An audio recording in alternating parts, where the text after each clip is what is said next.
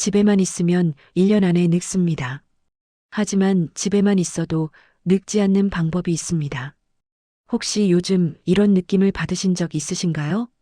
편히 쉬는 하루인데도 몸이 더 둔해지고 마음이 가라앉는 느낌 말입니다.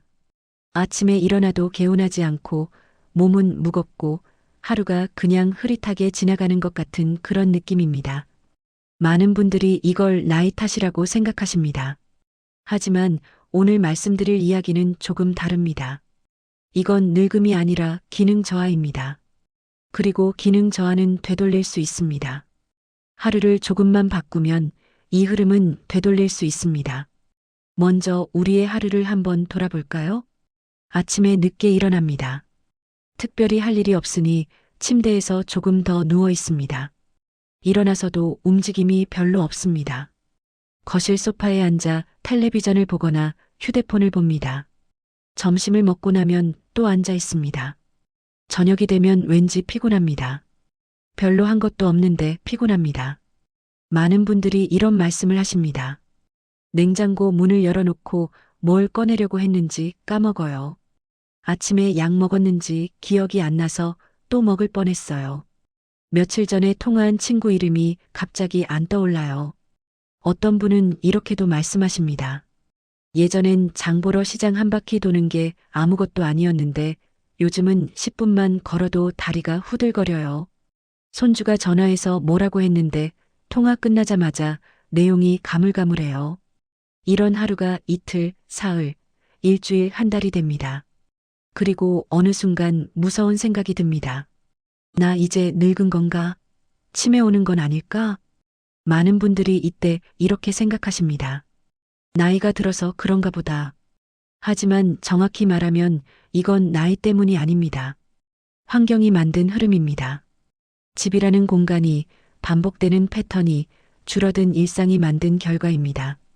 환경을 바꾸면 흐름도 바뀝니다. 그렇다면 집에만 있으면 왜 더 빨리 늙는 걸까요? 정확히는 왜 기능이 더 빨리 떨어지는 걸까요?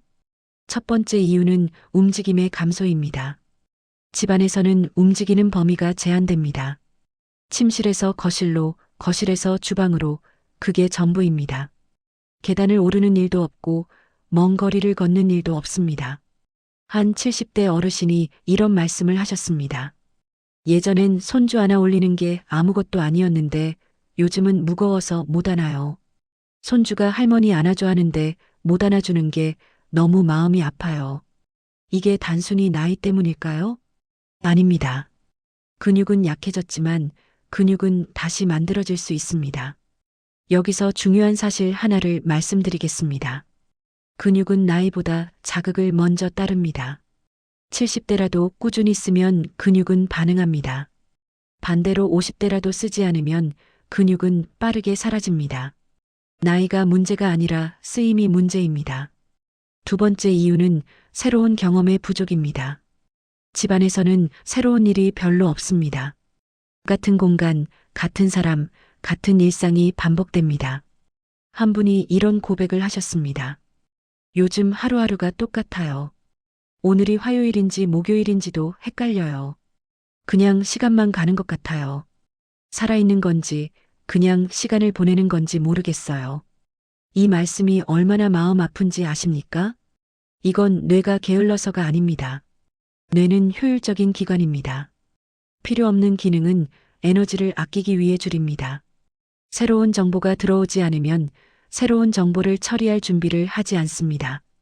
그래서 새로운 경험이 줄어들면 뇌의 속도도 함께 느려집니다. 세 번째 이유는 관계의 단절입니다. 사람은 관계 속에서 힘을 얻습니다.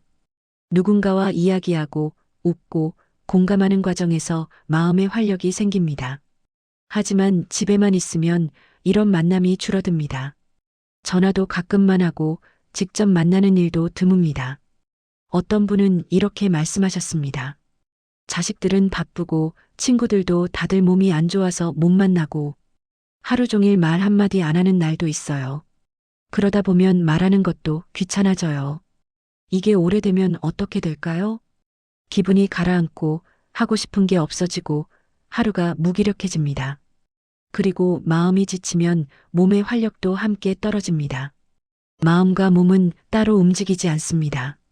정리하겠습니다. 집에만 있으면 몸 쓰는 일이 줄고 새로운 일이 줄고 사람 만나는 일이 줄어듭니다. 그러면 힘이 빠지고 기억이 흐려지고 마음의 불이 꺼져갑니다. 하지만 여기서 가장 중요한 사실을 말씀드립니다. 이 모든 변화는 나이 때문이 아니라 환경이 바뀌어서 나타난 겁니다. 나이가 문제가 아니라 하루가 문제입니다. 그리고 환경은 다시 만들 수 있습니다. 하루는 다시 설계할 수 있습니다. 그렇다면 하루 구조를 바꾸면 정말 회복될까요? 네, 됩니다. 최근 여러 연구에서 흥미로운 결과가 나오고 있습니다. 짧은 움직임과 짧은 자극이 꾸준히 반복되면 몸과 뇌의 기능 회복이 생각보다 훨씬 빠르다는 겁니다. 나이와 상관없이 말입니다. 예를 들어 하루 15분의 스트레칭만으로도 근력과 균형 감각이 개선됩니다. 매일 10분씩 걷는 것만으로도 심폐 기능이 좋아집니다. 새로운 정보를 3분만 접해도 뇌는 반응합니다. 시간의 문제가 아니라 반복의 문제입니다. 실제로 생활 패턴을 바꾼 시니어들의 이야기를 들어보면 놀라운 변화들이 있습니다. 75세 김 어르신은 이렇게 말씀하셨습니다. 아침마다 침대에서 5분 스트레칭을 시작했어요. 처음엔 몸이 뻣뻣해서 다리도 잘 안 올라갔는데 2달 지나니까 아파트 계단을 쉬지 않고 5층까지 올라가더라고요. 손주 안아주고 싶어서 시작했는데 이제 손주가 할머니 힘세졌다고 해요. 68세 이 어르신은 거실 동선을 바꾸셨습니다. 리모컨을 텔레비전 위에 올려놨어요. 귀찮았는데 하루에 서너 번 일어나서 걸어가니까 다리가 덜 저리더라고요. 그리고 일어설 때마다 창밖도 보게 되고 화분에 물도 주게 되고 그러다 보니 하루가 더 바빠진 느낌이에요. 72세 박 어르신은 매일 친구와 3분 통화를 시작하셨습니다. 처음엔 할 말이 없어서 날씨 얘기만 했어요.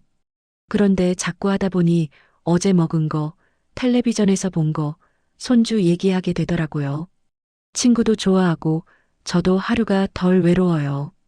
그리고 신기한 게 통화하고 나면 기분이 좀 나아져요. 이 변화들의 공통점이 뭘까요? 거창하지 않다는 겁니다. 헬스장에 가지 않아도, 먼 곳으로 여행을 가지 않아도, 복잡한 프로그램을 따르지 않아도 됩니다. 그냥 하루의 흐름을 조금만 바꾸면 됩니다. 왜냐하면 우리 몸은 변화에 민감하기 때문입니다. 큰 일이 가끔 있는 것보다 작은 일이 매일 있는 게 더 효과적입니다. 뇌도 마찬가지입니다. 한 번에 많은 정보를 주입하는 것보다 조금씩 꾸준히 새로운 일을 겪는 게 훨씬 좋습니다. 그래서 중요한 건 강도가 아니라 반복입니다. 매일 조금씩 꾸준히. 이게 핵심입니다. 그렇다면 구체적으로 어떻게 하루를 재설계할 수 있을까요? 지금부터 실천 가능한 방법들을 단계별로 말씀드리겠습니다. 첫 번째 단계는 아침입니다. 하루의 첫 15분이 몸의 스위치입니다. 눈을 뜨자마자 일어날 필요는 없습니다. 침대에 누운 채로 시작합니다. 먼저 천천히 심호흡을 5번 합니다. 코로 깊게 들이마시고 입으로 천천히 내쉽니다. 이것만으로도 몸에 산소가 들어가고 뇌가 깨어나기 시작합니다. 그 다음 간단한 스트레칭을 합니다. 팔을 머리 위로 쭉 뻗고 다리도 쭉 펴봅니다. 발목을 천천히 돌려봅니다. 무릎을 가슴 쪽으로 당겨봅니다. 5분 정도면 충분합니다. 일어나서 창가로 갑니다. 창문을 열고 햇빛을 쬐입니다. 아침 햇빛은 우리 몸의 리듬을 맞춥니다. 단 2분만 햇빛을 받아도 하루가 달라집니다. 창가에서 다시 한번 깊게 호흡합니다. 그 다음 물 한 컵을 천천히 마십니다. 밤새 몸은 수분을 잃었습니다. 미지근한 물을 한 모금씩 천천히 마시면서 몸이 깨어나는 걸 느껴봅니다. 이게 전부입니다. 15분입니다. 특별한 도구도 복잡한 순서도 없습니다. 그냥 호흡하고 스트레칭하고 햇빛을 쬐고 물을 마시는 겁니다. 하지만 이 15분이 하루를 바꿉니다. 몸이 깨어나면 마음도 깨어납니다. 일주일만 해보십시오. 2주가 지나면 이 15분 없이는 하루를 시작하기 어려워질 겁니다. 두 번째 단계는 집안 동선을 재설계하는 겁니다. 동선만 바꿔도 몸 쓰는 일이 늘어납니다. 우리는 보통 편리함을 추구합니다. 자주 쓰는 물건은 가까운 곳에 둡니다. 리모컨은 소파 옆에, 물컵은 손 닿는 곳에, 책은 바로 옆 선반에 놓습니다. 편해야 하니까요. 하지만 여기에 작은 불편함을 추가해 보는 겁니다. 불편함 5%가 움직임 50%를 만듭니다. 예를 들어볼까요? 리모컨을 소파 옆이 아니라 텔레비전 선반 위에 둡니다. 그러면 텔레비전을 켤 때마다 일어나서 걸어가야 합니다. 하루에 10번이면 10번 일어서고, 걷고, 앉는 동작을 반복하는 겁니다. 물컵을 거실이 아니라 주방에만 둡니다. 물을 마실 때마다 주방까지 가야 합니다. 하루에 물을 5번 마신다면 5번 걷는 겁니다. 자주 보는 책이나 신문을 침실 책장에 둡니다. 보고 싶을 때마다 침실까지 가야 합니다. 자연스럽게 방과 거실을 오가게 됩니다.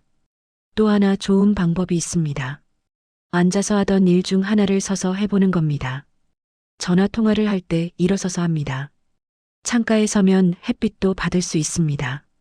아침 뉴스를 볼 때 소파에 앉지 않고 식탁에 서서 봅니다. 이런 작은 변화들이 누적되면 어떻게 될까요? 하루에 앉아 있는 시간이 1시간 줄어듭니다. 1시간 동안 더 움직이고, 더 서 있고, 더 걷게 됩니다. 한 달이 되면 30시간입니다. 운동을 따로 하지 않아도 생활 자체가 운동이 되는 겁니다. 중요한 건 이게 부담스럽지 않다는 겁니다. 헬스장에 가라고 하면 귀찮습니다. 하지만 리모컨을 조금 멀리 두는 건 귀찮지 않습니다. 작은 불편함을 설계하면 움직임은 저절로 늘어납니다. 세 번째 단계는 마음과 뇌를 깨우는 겁니다. 집 밖에 못 나가도 세상은 들어올 수 있습니다. 첫 번째는 대화입니다. 매일 3분 전화하기를 추천합니다. 가족이든 친구든 누구라도 좋습니다. 짧아도 괜찮습니다. 오늘 날씨 좋네요. 점심은 뭐 드셨어요? 이 정도면 충분합니다. 중요한 건 매일 한다는 겁니다. 일주일에 한 번 긴 통화보다 매일 3분 짧은 통화가 더 효과적입니다. 뇌는 반복을 좋아합니다. 매일 누군가와 목소리를 주고받으면 뇌는 살아납니다. 두 번째는 소리입니다. 라디오나 오디오북을 활용하는 겁니다.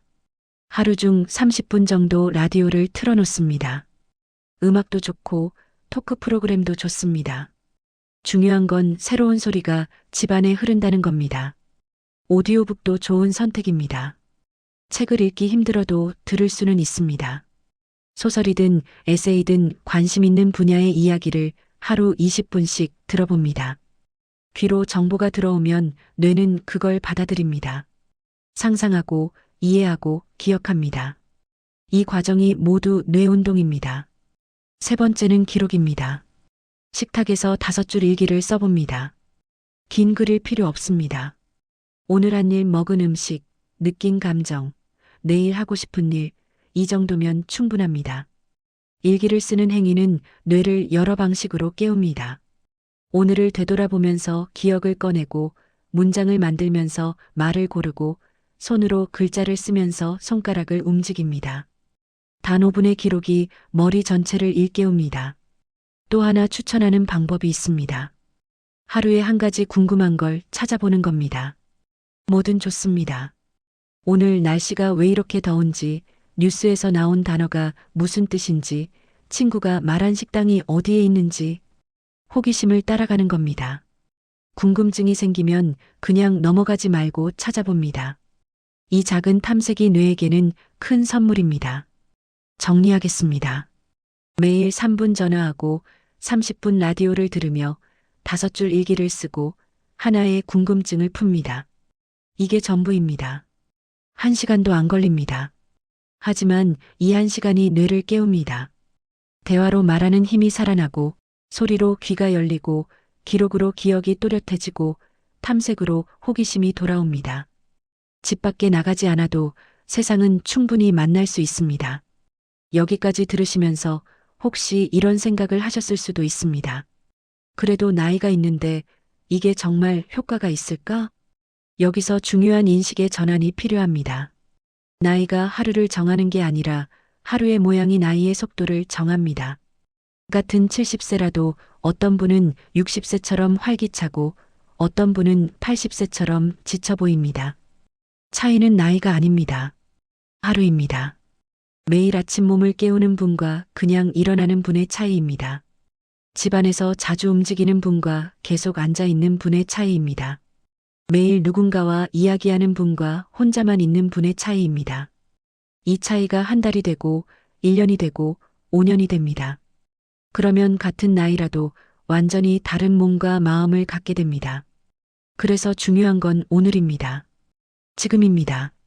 어제가 어땠든 작년이 어땠든 상관없습니다. 오늘부터 하루를 다르게 만들면 됩니다. 하루는 나이를 따르지 않습니다. 하루는 선택을 따릅니다. 오늘 아침을 어떻게 시작할지, 오늘 집안에서 어떻게 움직일지, 오늘 어떤 일을 겪을지, 이 선택들이 쌓여서 우리를 만듭니다. 그러니까 나이 때문에 포기하지 마십시오. 중요한 건 그 숫자 안에서 우리가 어떤 하루를 사는가입니다. 집에만 있어도 젊어질 수 있습니다. 거창한 변화는 필요 없습니다. 작은 반복이 몸과 마음을 다시 살아나게 합니다. 오늘부터 시작할 수 있습니다. 내일 아침 눈을 뜨면 침대에서 심호흡을 5번 해보십시오.